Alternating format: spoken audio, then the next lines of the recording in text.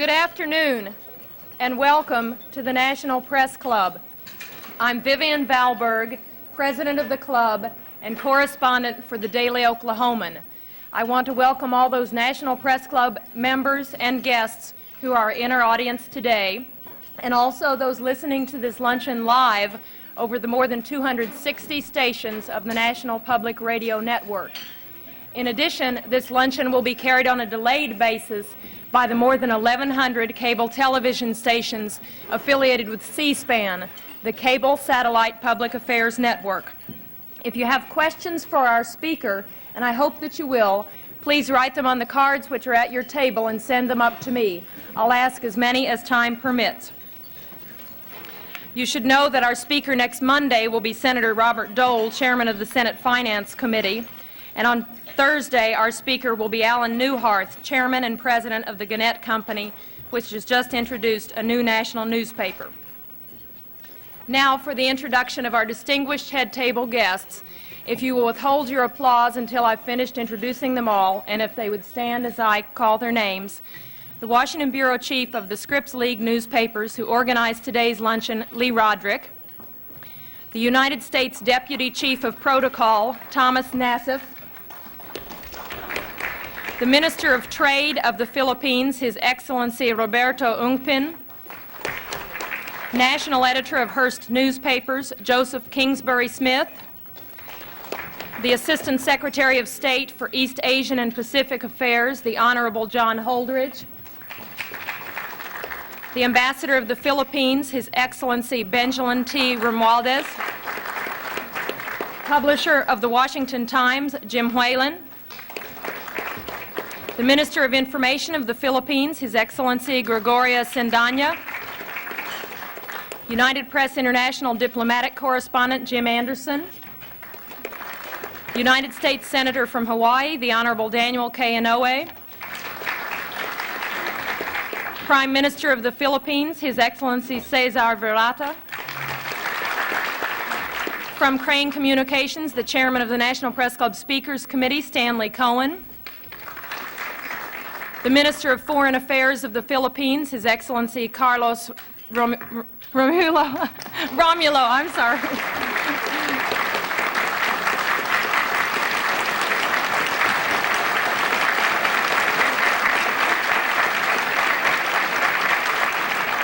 The Associated Press diplomatic correspondent, George Guetta. The Minister of Defense of the Philippines, His Excellency Juan Ponce Enrile. American Ambassador to the Philippines, the Honorable Michael Armacost. President of the National Press Club of the Philippines, Ben Rodriguez. Assistant General Counsel, International Affairs of the Treasury Department, Russell Monk. And the Chicago Tribune diplomatic correspondent, John McClain.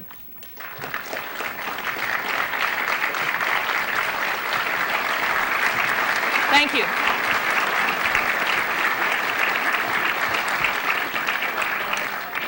Our speaker today is the President of the Philippines, Ferdinand Marcos.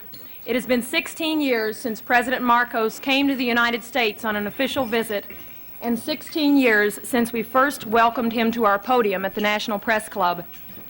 When he appeared before us then, he had just been elected president of the former American colony, which became an independent nation in 1946. We knew Marcos was a war hero. He got so many medals in World War II that when the young Major Marcos met four-star General Omar Bradley, the general saluted him. We also knew he was a persuasive fellow. How else could he have managed to get his wife, who is known to be strong and bright, to marry him after they'd known each other for only 11 days? And we knew he was experienced in overcoming political adversity. After all, the first case Mr. Marcos ever won as a lawyer was when he successfully defended himself from prison against a charge of murdering a political opponent of his father. The president of the press club at that time, Win Booth, remarked at the great warmth of the greeting Mr. Marcos received in 1966 and said, and I quote, "Your very presence reminds us that you and your great people are the faithful allies of our country in time of trouble. And that, sir, is something the American people and the men and women assembled in this room are not about to forget," end quote. But much has happened in those 16 years. In the interim, Mr. Marcos declared martial law, or what he called constitutional authoritarianism, and did not lift it for 11 years. There have been charges of corruption, abuses of human rights, and political repression, and recently the Archbishop of Manila called openly for him to resign. But through it all, Mr. Marcos has remained president, and this week, President Reagan warmly welcomed him, stressing the many common ties between the two countries. The New York Times recently said, quote, "In a country that is deeply sensitive to style, Ferdinand Marcos has it, and it has allowed him to take the sweeping actions that in essence converted the nation from an ill-functioning, raucous but free democracy into his personal fief and seemingly permanent possession," end quote. President Marcos comes to us today as the head of a nation with a long friendship with the United States, a nation considered crucial to America's defense strategies in Asia. We are eager to hear what Mr. Marcos has to say. It's my pleasure to present to you Ferdinand Marcos, President of the Philippines.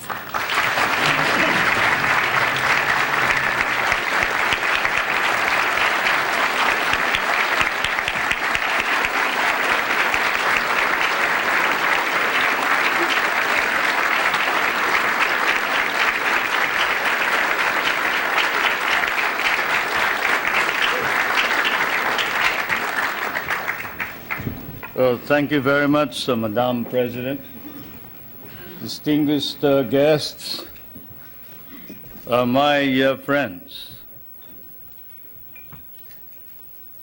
It certainly is gratifying that in the course of my present visit to the United States, I should once again be accorded the opportunity to meet with the people who understand me or misunderstand me most. I'd like to thank all of you.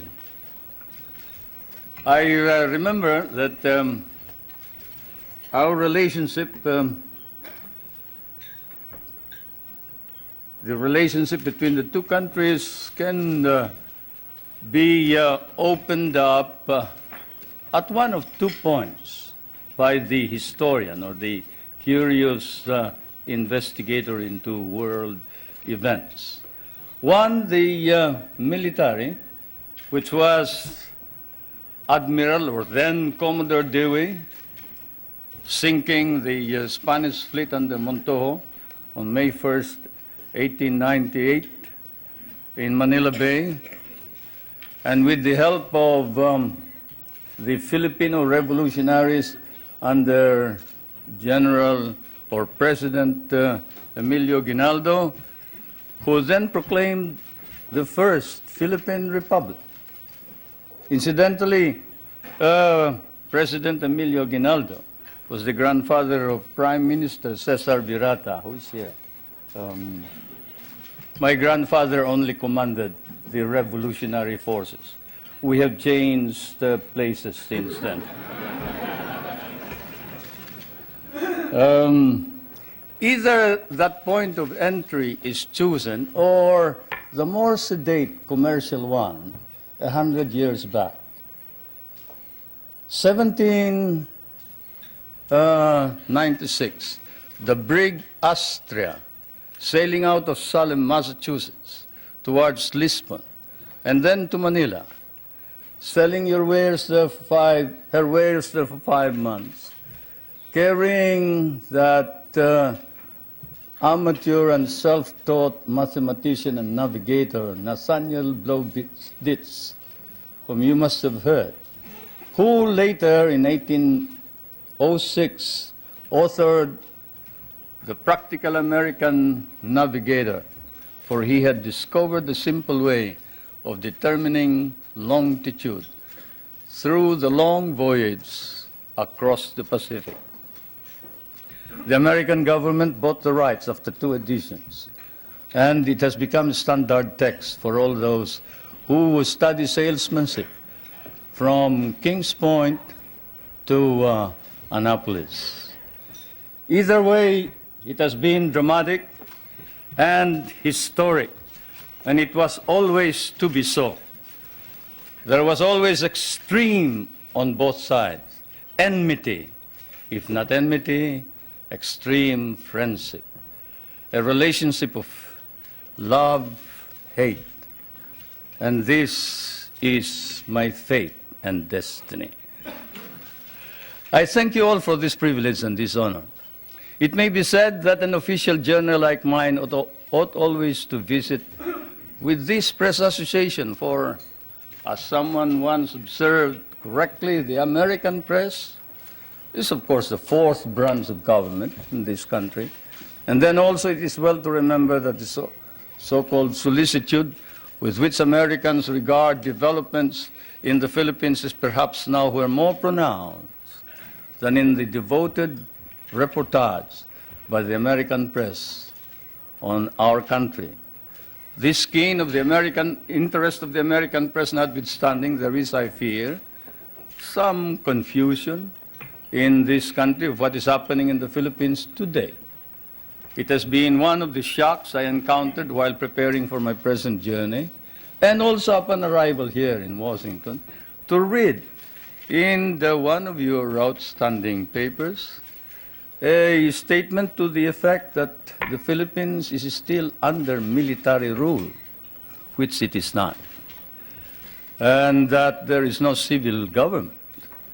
Such misstatements, whether intended or otherwise, conveniently merge with more accurate reporting about the true situation in the country, resulting in much confusion and misimpressions about our country, require clarification. So perhaps I should begin by stating first a few basic facts about our country without too much embroidery.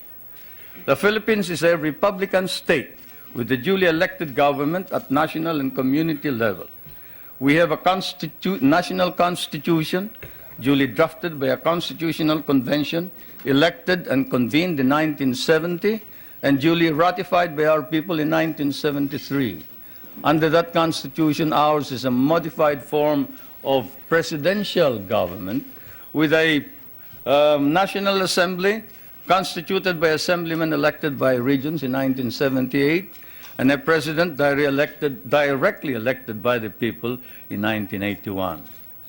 Legislative power is vested in that National Assembly, while the executive power is vested in the president. And the party in power, the party that won the most number of members in this National Assembly, choose the leader of the legislature, and the leader is the Prime Minister, and he's no other than Prime Minister Cesar Virata.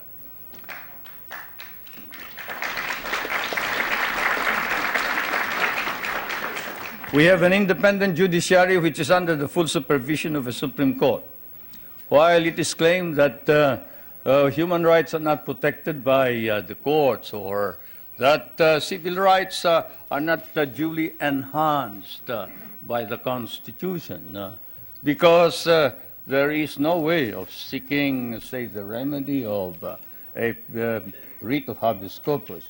The truth of the matter is anyone can petition for a writ of habeas corpus in the Philippines. In fact, all those who have been apprehended as having brought in hundreds and hundreds of firearms bought from the PLO and other sources, and who have bragged openly in the television when they are caught that they were the leaders of these rebel groups, and who later changed their tone on the advice of their lawyers, went to the Supreme Court and were able to obtain an order from the Supreme Court for the Philippine government to bring the bodies of these people to before the Supreme Court, which we did.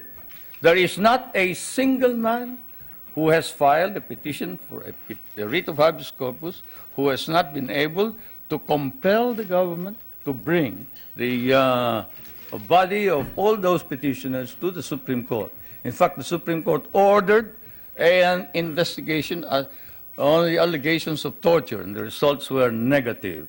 The doctors testified that they examined all of these persons, all these petitioners, during the period of confinement, and they never complained about any mistreatment or torture, and some indiscreet remark indicated that this was merely said on the advice of the lawyer as a preparation for defense in the criminal trial.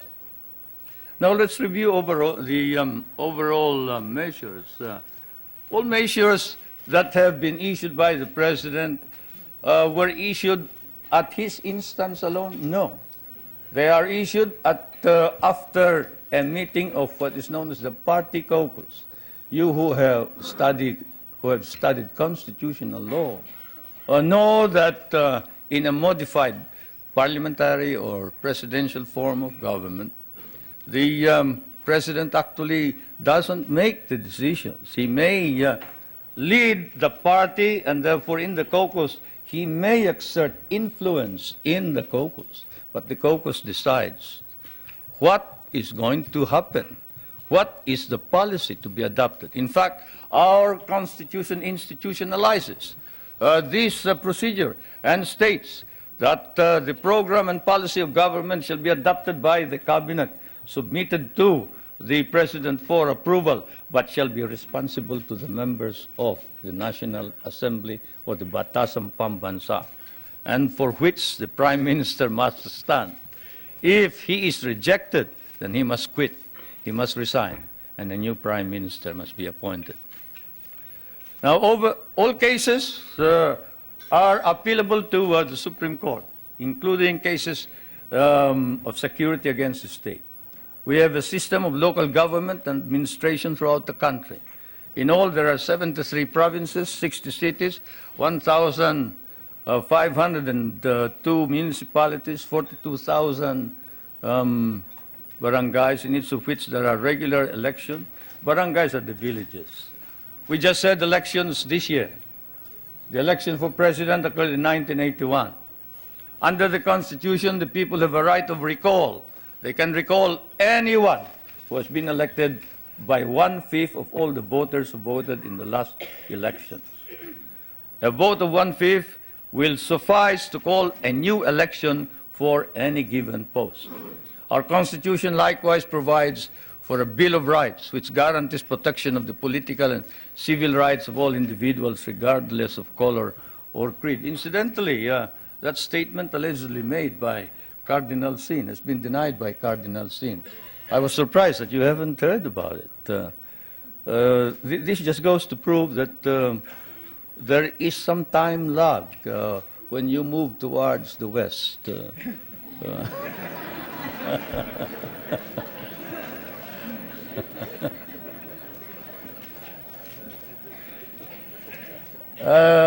Cardinal Sin, when he arrived in the Philippines,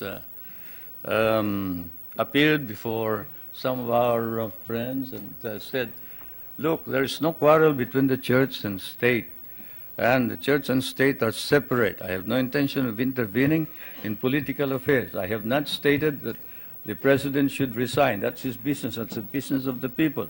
He was elected by the people, and I'm not about to say anything about this. That's why I'm surprised that here you make much of it. But I suppose that's part of news. It's good copy. Can you imagine asking the president to resign? That's by constitutional mandate. Social justice is a matter of national policy and a priority objective of government. And this is why one of the first reforms was land reform. You know, when I proclaimed martial law, I didn't proclaim martial law alone. It is made to appear as if I just signed the decree and said, I impose martial law on each and every one of you. No. I asked the legislature to please pass a law proclaiming martial law because there was anarchy in the country. Now, let me say this. The opposition was strong.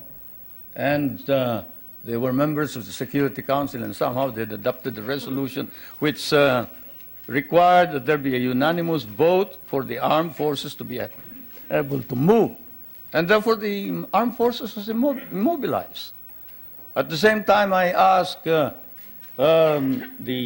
opposition party to come and join me in a coalition government. I offered 1/2 of the cabinet.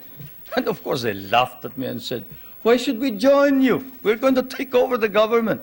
By the time you are through with the exercise, you're dead, politically and otherwise. So, and they refused to join me. I asked the advice of the judiciary. I asked the Supreme Court justices, the Court of Appeals justices, and the members of the private sector. And all of them told me there's only one man who can proclaim martial law, and that is the president. And you are it. You are the only one who can proclaim martial law. This is why I must carry this particular mark in our history. I could not have transferred it to the legislature. Why? Because the legislature did not have the power. What does the Constitution provide? The President shall be the Commander-in-Chief of the Armed Forces of the Philippines, and he may order the armed forces out to quell any disorder, riot, rebellion, invasion, insurrection, and in case of invasion, insurrection, rebellion, or imminent danger thereof, when the public safety requires it, he may suspend the privilege of the writ of habeas corpus or proclaim martial law throughout the Philippines or any part thereof. What does that provision provide? It provides that only the President can proclaim martial law. I repeat, that is why I had to assume responsibility. And I am not one for shirking duty. The people said there was necessity for proclaiming martial law. And the people said, you are the only official who can proclaim martial law. So I proclaimed martial law. And I sincerely believed that it was necessary to proclaim martial law to install order and stability because there was complete anarchy throughout the country at the time. Now, therefore, at that particular period, what was the status of our government? Our government was immobilized, impotent. The armed forces could not move out. The industry was not at all in any way moving. There was no income coming into government. Everybody was running away. They burned the U.S. Partly burned the U.S. embassy, tried to burn it anyway. They tried to kidnap the American ambassador. American ambassador was Ambassador Byrod. And they tried to kidnap our foreign minister, Romulo, whom you just saw today. And I told him, you better disappear because I will not ransom you.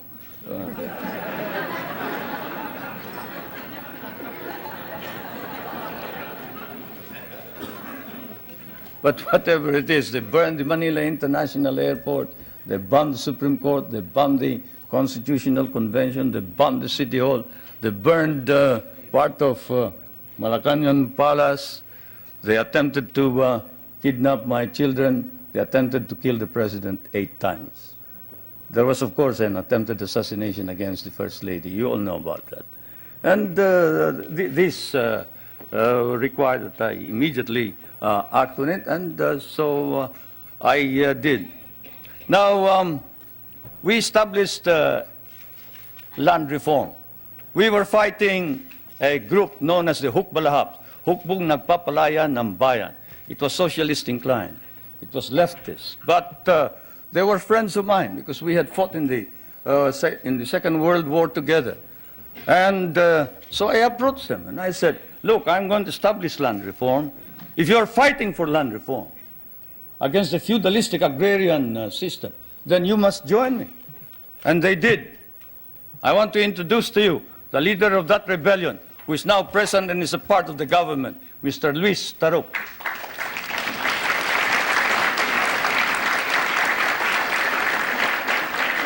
He is a member of the National Assembly. One reason why he ran to the hills, according to him, was he was elected as a member of the old legislature and he was not recognized as such.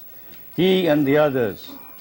Now I want to introduce to you another leader of the Free Farmers Federation, which is also composed of farmers who wanted reform, but who are fighting for reform, but who are now joining in the effort to establish political stability and economic prosperity throughout the country, and who was Dean of the College of Law of the University of Ateneo, but abandoned his deanship in order that he may join in the effort to attain the noble mission of this new society. I refer to National Assemblyman Jerry Montemayor,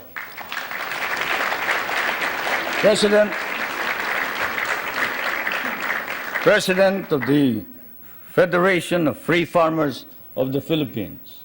I would like to introduce also to you a young man who was very active against the government in 1972 and who paraded around the streets raising the flag of the Communist Party and organized the Kabataan Makabayan, which is the red organization of the youth. And this man is Nilo Tayag.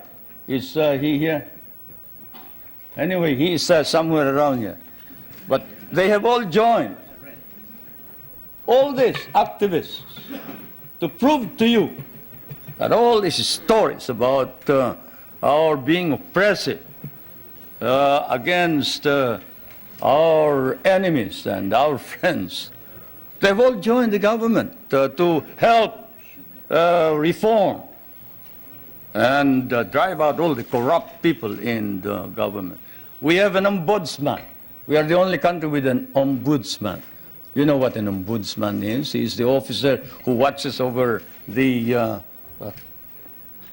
corrupt officials of government. And this man has charged 1,000, about 1,000, more than 1,000 officers and employees and sent most of them to jail. Is Justice Pamaran here? He must be somewhere around. Where's Justice Pamaran? There he is. There's the ombudsman.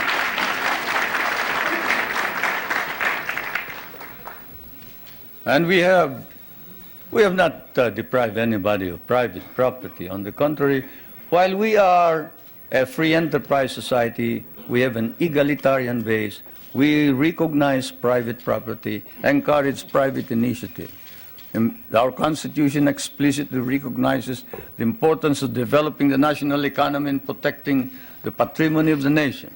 In line with this, a National Economic and Development Authority has been created for the purpose of planning and coordinating economic development plans. I chair that Economic Development Commissioner.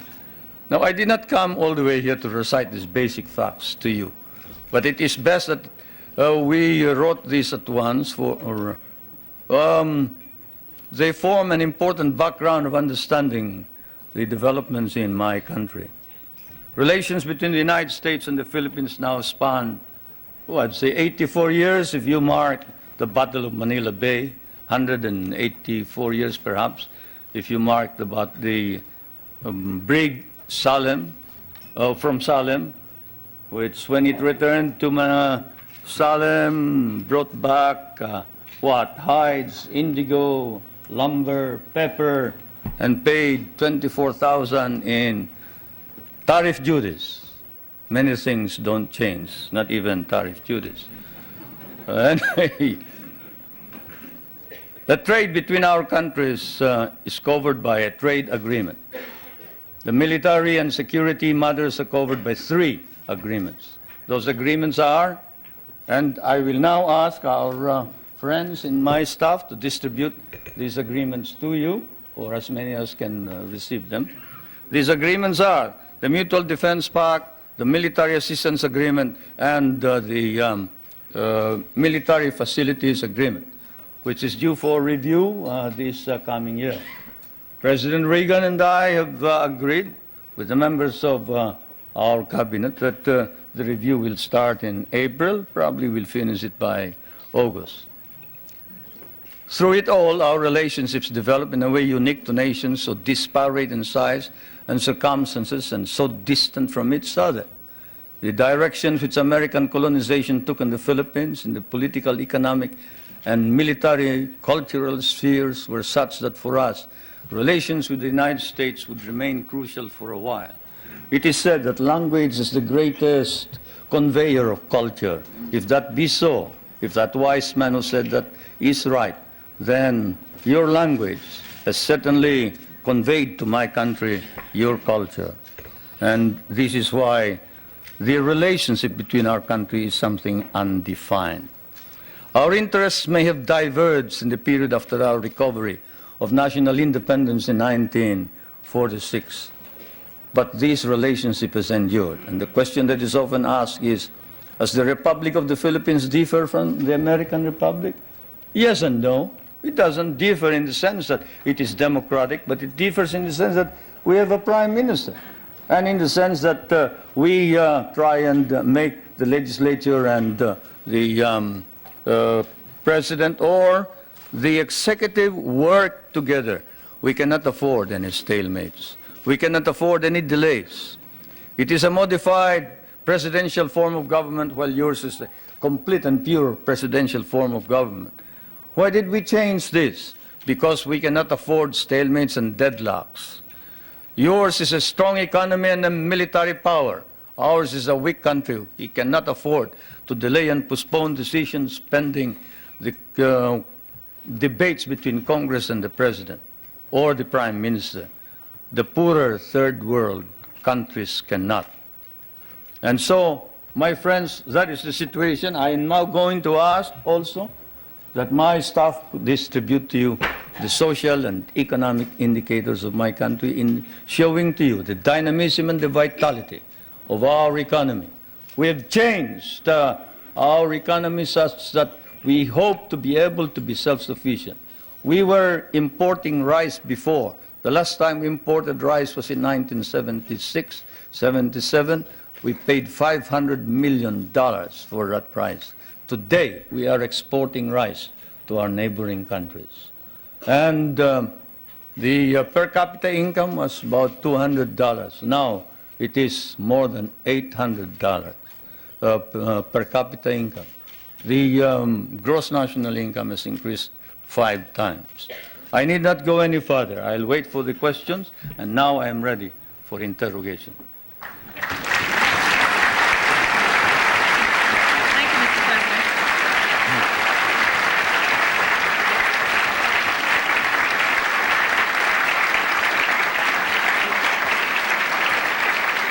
Thank you, Mr. President. Please give us details on your meeting with President Reagan. Did you seek any firm commitments? Did you get them? Well, a firm commitment as to when we are going to review the basis, yes. A firm commitment that a mechanism be set for the study of our economic problems, yes. Because, as you know, the reason we have a deficit in our balance of payments is the commodity prices went down because of your domestic deflationary policies, your interest rates. But all of this can be worked out, and so it has been agreed. Secretary Reagan of the Treasury is going to meet with our foreign minister, who is also prime minister, regularly. The next meeting is next November, I think. So we have worked that out. The national security matters will be worked out by the defense minister. The 2 defense ministers are also meeting in November. Those are the specific ones. We have also entered into a tax agreement and air agreement. This afternoon, tomorrow, there will be some kind of agricultural agreement. As you know, we have one of the most modern and biggest concentration of agricultural and natural scientists in Asia. This is in Los Baños, the University of the Philippines. And we have biogenetics, we have plant engineering, we have, name it. You remember that the International Rice and Research Institute is based there, and that it was the one that produced the new type of rice which produced the rice green revolution. And we help your scientists produce the corn that can fight mildew. When your scientists could not produce it, we did. That center is going to be developed. We are also hoping to be able to exchange technology on non-conventional energy and other matters. It has been reported that your government will seek $2 billion in rent from the U.S. for the Philippine bases. Is this an accurate report? No, it is not. We have never talked about figures. Louder and clearer. We can understand the question. The question was, is it correct that we have demanded $2 billion in the rent? The answer is no. We haven't quoted any figure. What we have asked is this. We want a study. What is it that is necessary in order that we can perform our job? You and I know that if the Philippines is attacked, the United States is not necessarily bound to immediately react because the provision of the Mutual Defense Pact is that you will immediately take steps as is necessary to meet the contingency in accordance with your constitutional processes. What does that mean? That means that you go to the Senate and the House of Representatives. What does that mean? That means delay while we are dying there.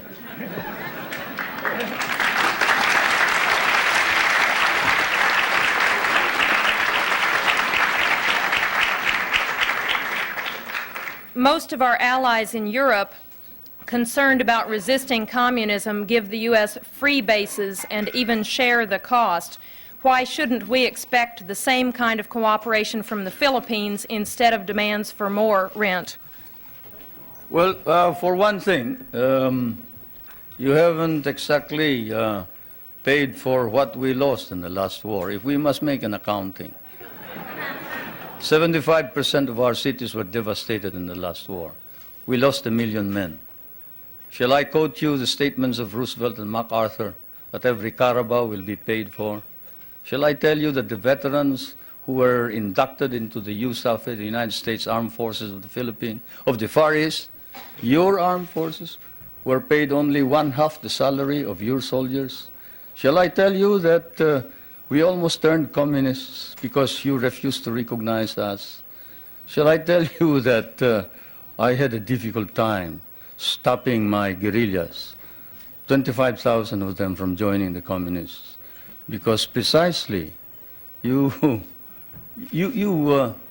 sort of forgot that we had done the fighting for you, you know, and we were parts of your armed forces.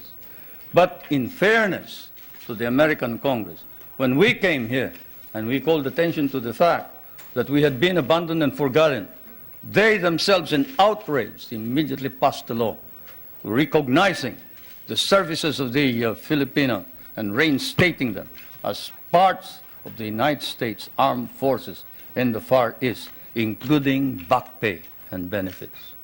That, Madam President, is the answer, in addition to the fact that those people that you are talking about have been making money at the expense of the United States for quite a long time, while we have not.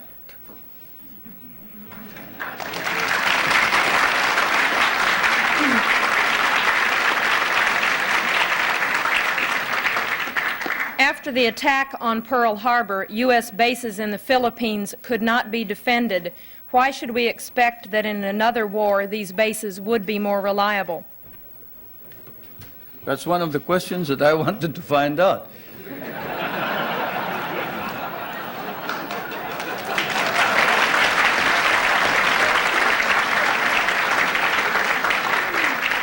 If you're going to run out on us anyway, you better let us know now.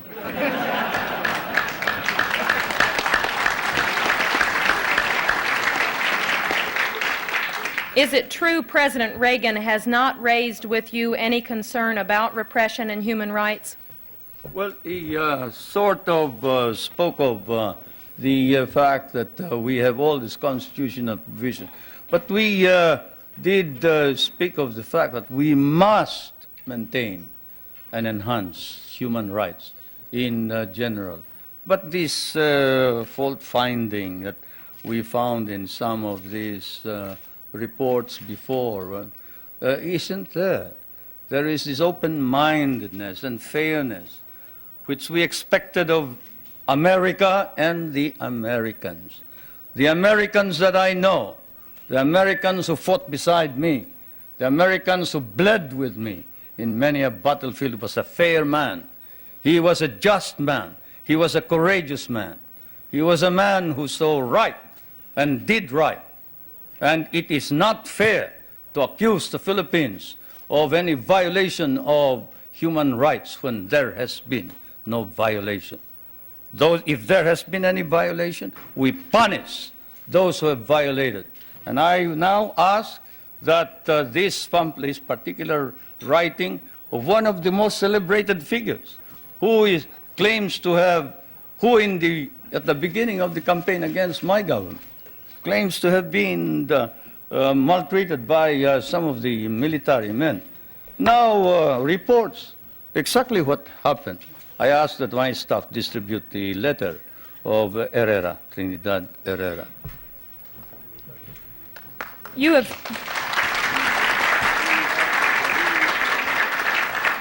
have indicated that the allegations about political repression and human rights are overblown. How then do you explain the findings of the international independent group Amnesty International, which documented cases of torture, disappearances, and illegal detention? Well, I'll tell you that the Amnesty International has never come to the Philippines. That's why all they talk about is something that they obtained hearsay. Let's give one specific example. Father Abedicio, a famous case. Father Abedicio is supposed to have disappeared. He is a member of the clergy in the Philippines. He's a Filipino. He disappeared and we couldn't locate him. Not even my best intelligence officers could locate him. And what did we discover after 6 months? We discovered he had run away with somebody who claimed to be a nun, and he was in Germany. How do you like that? And we got blamed for it. We got blamed for it. That's it. That's how the Amnesty International has been reporting all this thing.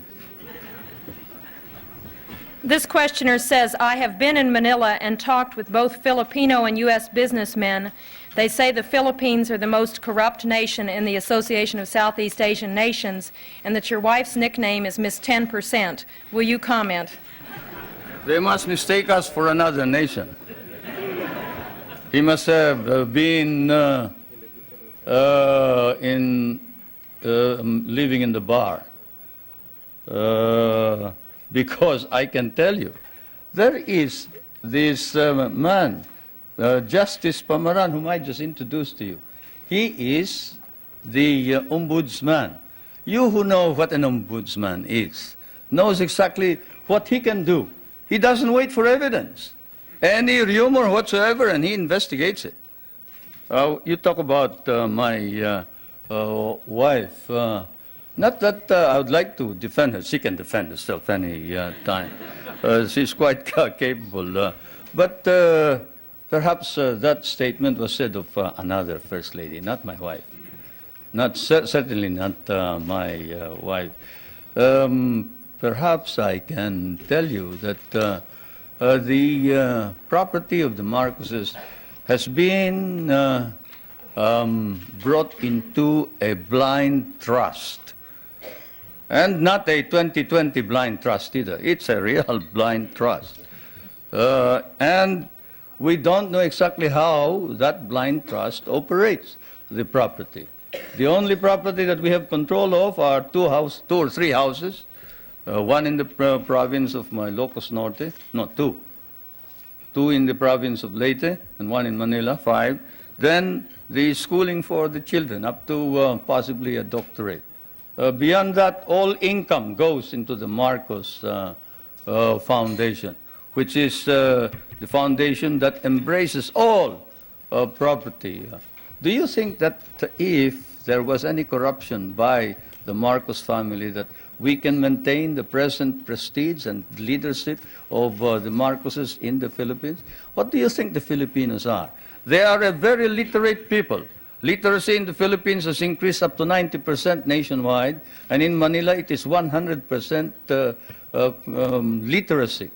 And if there was any indication whatsoever of any of these corruption that you talk about, and who whoever said that sounds like he has been in the wrong company. Probably the guys that he was working with may have been engaged in corruption. I'd like to know who they are. Then we'll go after them. But I can assure you, if any public official engages in corruption, he will land in jail. That is definite.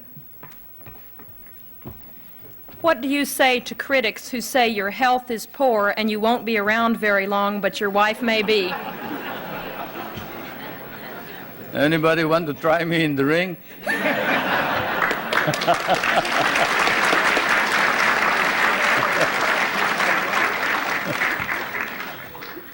Yeah.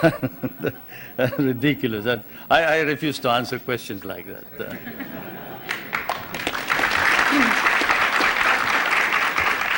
Two related questions. You are indeed a family man. Your wife, your daughter, your brothers are all government officials. Do you think the next president of your country will be a Marcos, and would you like for your wife to succeed you as president? No, no. The problem here, of course, is that one, you do not understand Philippine politics. You see, first of all, my brother, did you say my brother was governor? Government officials.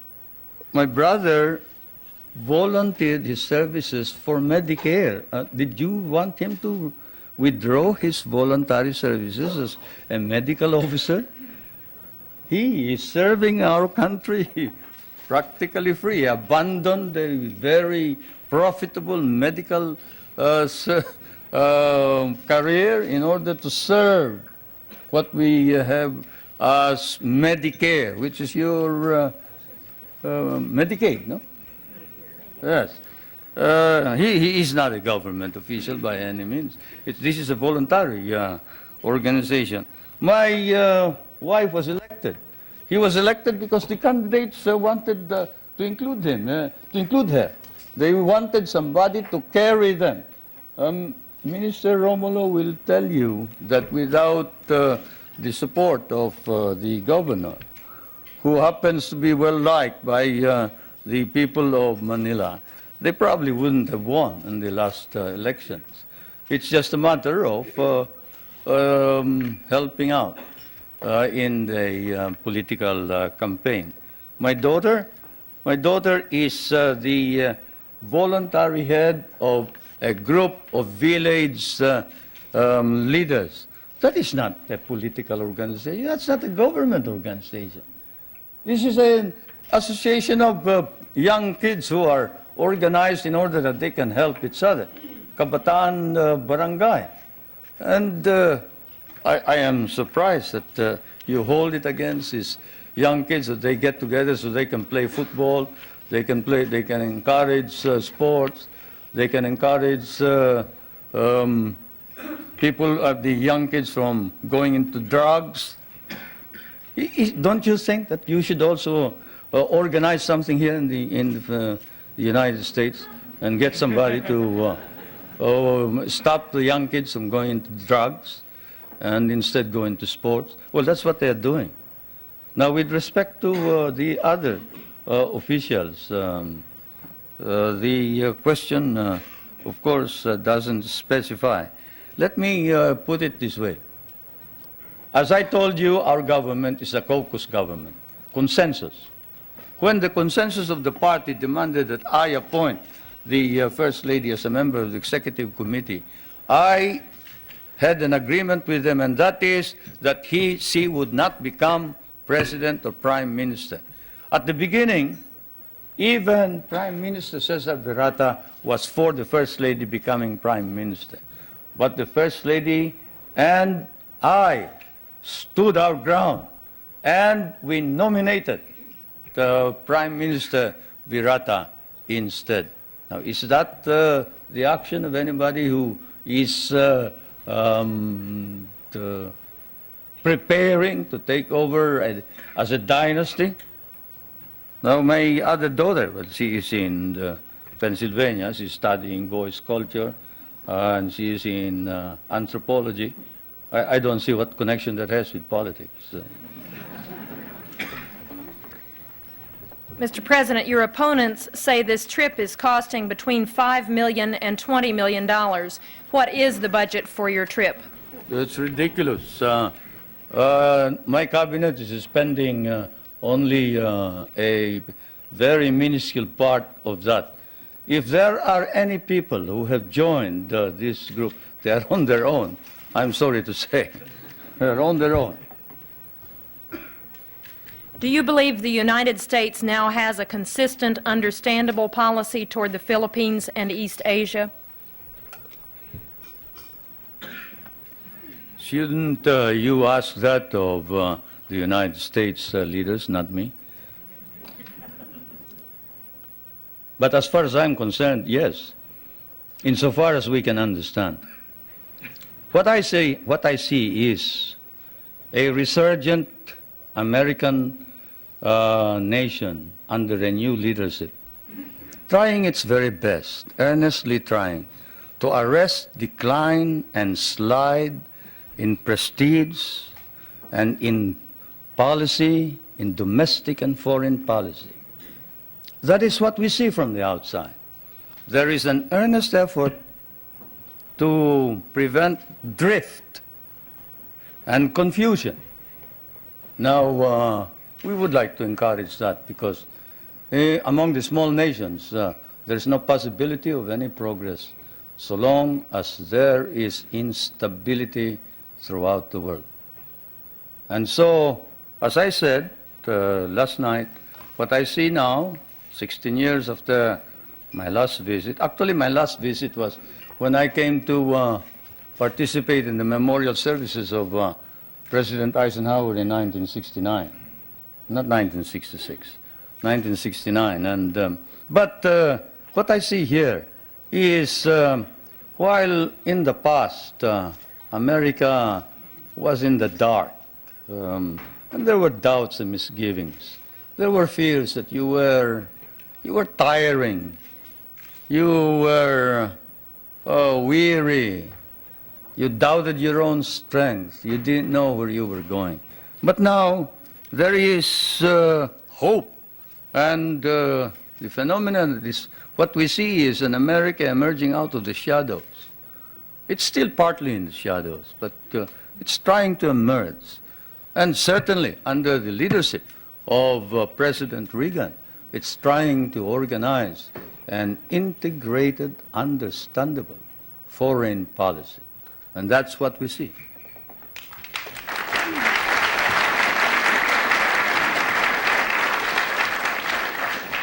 There is widespread malnutrition in the Philippines, and only 1/3 of your labor force has regular employment. Given this, how do you justify the prosperity in which you, your family, and friends live? You must like us, the way you ask those questions.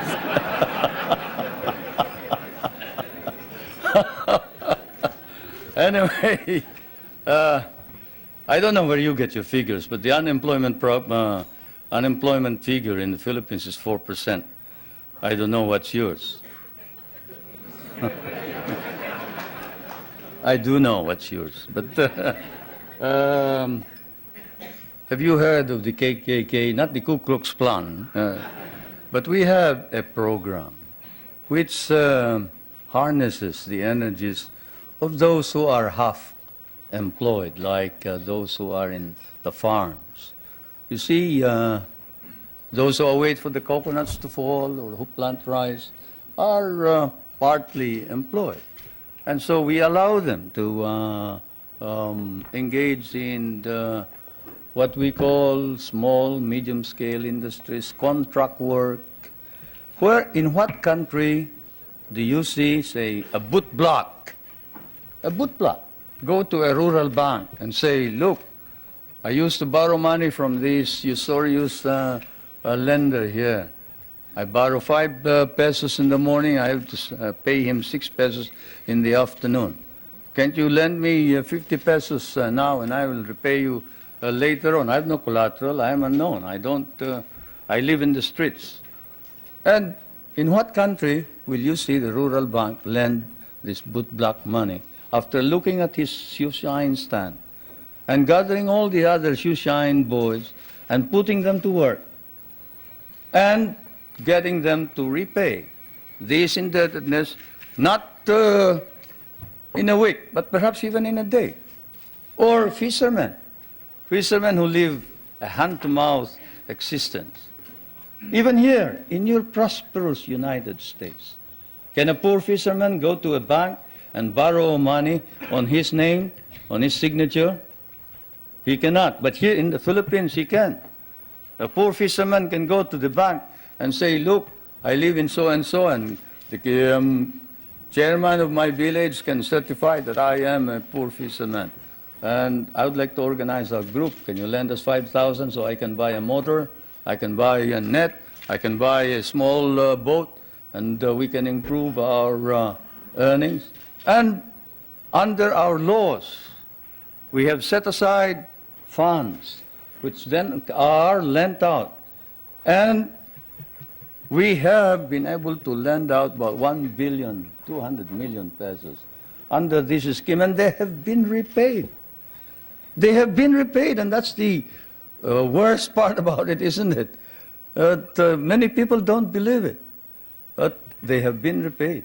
And so we have a situation where the work ethic has been encouraged. We tell everybody, you don't plant rice, you don't eat rice. You don't work, you don't get anything. But you work. We'll give you the wherewithal. We'll give you the funds. We'll teach you how to work if necessary. And we will see to it that we will sell your products. That's what's happening in the countryside. Not all this talk about corruption and this, or these ridiculous statements about people in government enriching themselves.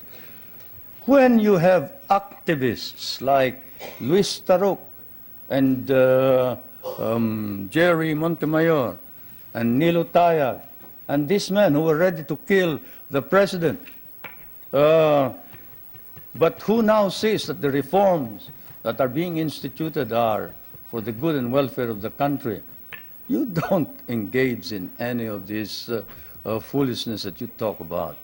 No, everybody is sincere and earnest about making our democracy work. And I can tell you that whoever has told you about these unwholesome observations about the Philippines, better come back to the Philippines. I'll pay for your trip so you can see what's actually happening. Thank you, Mr. President. Before I ask our final question, I want to present you with a certificate of appreciation for appearing once again at the National Press Club and with an updated version of the National Press Club necktie. Thank you.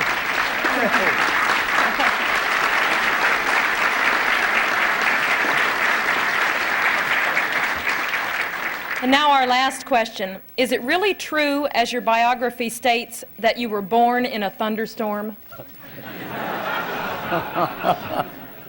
How should I know? But my mother says so, yes. My mother says so, and I guess if you can't believe your mother, whom will you believe, huh? Thank you very much. If you'll please stay seated until the official party is out of the room. Thank you.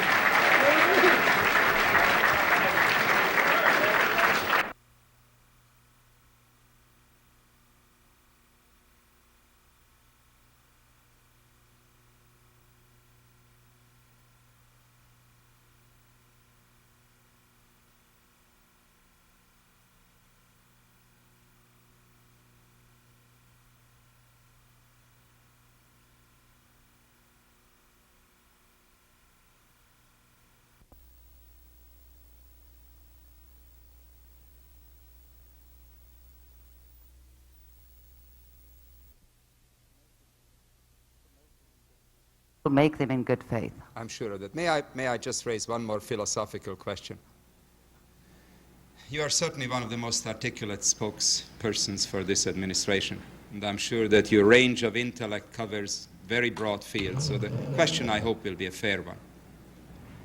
I find it remarkable that in arenas that the administration emphasizes and places a very high priority on, this administration invariably comes in, as it does in the military field, with huge increases in budgets.